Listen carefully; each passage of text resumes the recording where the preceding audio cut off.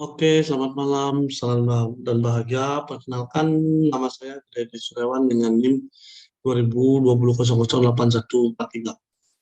Ini saya akan menjelaskan tentang eksekutif manajemen dan bagaimana kaitannya dengan cita-cita saya menjadi pengusaha.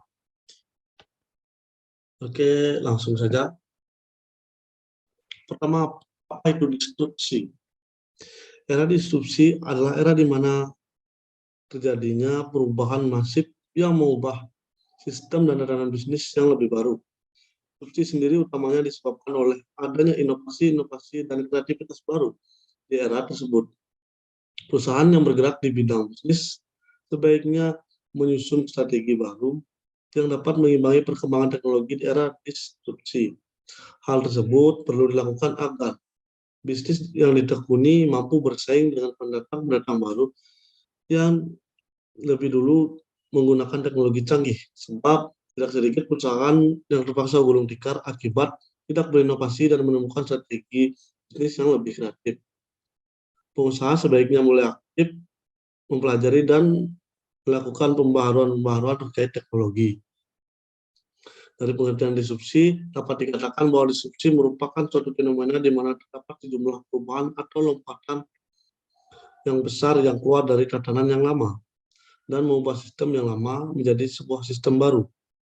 Secara garis besar, disrupsi adalah kondisi di mana terjadinya inovasi yang menyebabkan perubahan secara besar-besaran atau mendasar ke dalam sistem yang baru.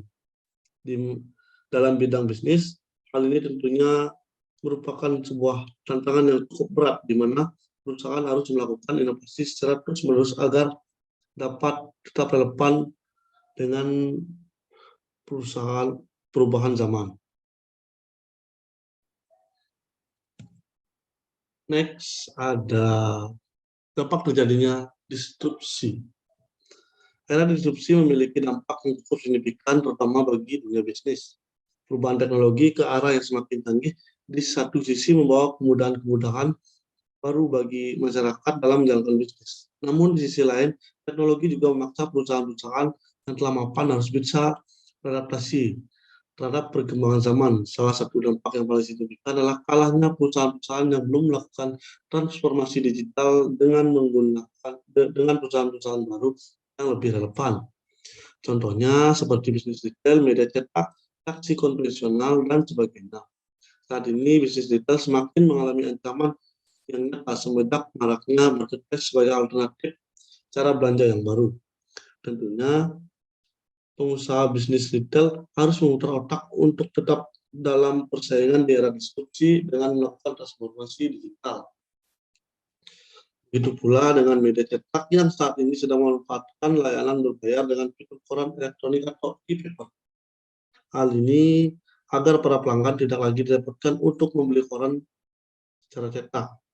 Kemudian, bisnis taksi konvensional yang saat ini kalah persaingan dengan taksi online dengan menggunakan aplikasi.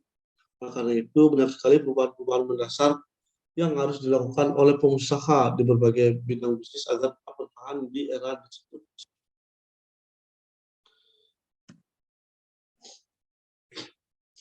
Next, ada apa saja sih penyebab terjadinya disrupsi?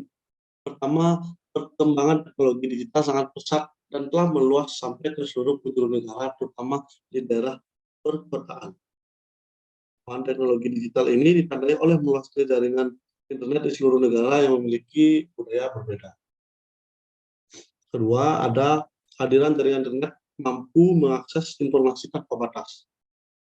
Kehadiran jaringan internet mampu membuat masyarakat suatu negara atau suatu daerah dengan daerah yang lainnya dapat dengan mudah berbagi informasi secara aktual tanpa ada batasan tertentu.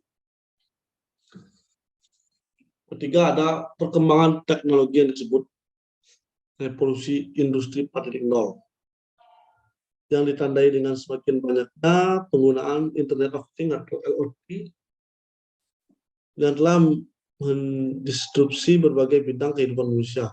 Kemunculan revolusi industri 4.0 ini juga ditandai dengan tingginya konektivitas sistem informasi dan munculnya berbagai kecerdasan buatan yang memungkinkan industri untuk bergerak dengan sedikit input dari manusia.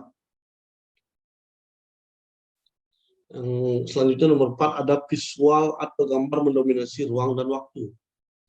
Dengan memiliki daya pengingat sangat besar dibandingkan dengan meraba atau mendengar, serta menjadi tempat untuk menyimpan citra visual. Kelima, ada disrupsi teknologi berhasil mengubah teknologi lama menjadi baru. Disrupsi teknologi berhasil mengubah teknologi lama yang sebelumnya lebih banyak menggunakan fisik menjadi teknologi digital yang dapat menghasilkan sejumlah hal yang benar-benar baru, yang lebih bermanfaat dan lebih efisien dalam jangka waktu yang cepat. Dan yang terakhir, peralihan ke sistem digital. Ini kemudian mengakibatkan seluruh aktivitas manusia mengarah pada eksperimen teknologi digital. Contoh, berbagai macam informasi sebelumnya ditampilkan secara konvensional, pada masa sekarang ini tidak lagi ditampilkan secara konvensional, tetapi sudah menjadi bentuk digital. Selanjutnya ada langkah-langkah yang saya lakukan untuk mencapai cita-cita di era disrupsi. Dengan cita-cita saya menjadi pengusaha muda, saya akan meningkatkan potensi diri saya. Yang pertama, itu saya kuliah mengambil jurusan manajemen. Kemudian saya mengambil konsentrasi pemasaran, karena menurut saya ini adalah modal awal yang penting untuk menggali ilmu tentang ekonomi. Kedua, saya belajar merintis usaha-usaha sedari saya menjadi mahasiswa agar nanti setelah lulus saya terbiasa untuk menjalankan sebuah bisnis. Ketiga, saya belajar untuk mencari partner usaha yang sejalan dengan usaha saya. Dan yang terakhir, memanfaatkan kemajuan teknologi. Kemajuan teknologi di era disrupsi ini sangatlah berperan penting karena semua bergantung dengan teknologi. Jika tidak bisa menguasai teknologi, maka kita akan tertinggal oleh era disrupsi. Maka dari itu, saya belajar menguasai teknologi yang kelak akan saya gunakan untuk mencapai cita-cita saya menjadi seorang pengusaha. Karena marketing paling efektif untuk sekarang adalah menggunakan teknologi sosial media. Baik, sekian pemaparan dari saya. Jika ada salah kata, saya mohon maaf. Terima kasih dan selamat menjalankan era disrupsi. Salam dan bahagia.